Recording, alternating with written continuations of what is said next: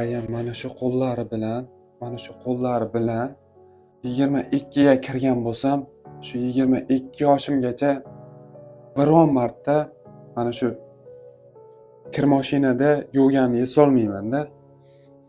Mana Xudo xolasa mana shu kun yetib kelibdi ekan. Kecha ayamni tug'ilgan kuni edi. Sizlarga emotsiyalarni unchalik ko'rsata olmadim, chunki deganda telefonim zaryadi o'sha o'chgandi. Powerbankga zaryadkaga qo'yib, keyin olgan videolarim, ayamni yuzlariga qaradim.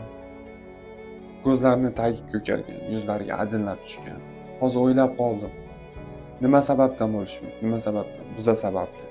Shuncha 22 yil katta farzandman, 22 yil o'sha kirlarda, qo'llarda yuvganda, mana shu qo'llarda. Yaxti suvga yuvgan, issiq suv ham yo'q. Mana shu nasib qilgan ekan, mana bu ukam ikkalamiz niyat qilgan, mana bu kir mashina, telefon yana bitta sovg'amiz bor edi.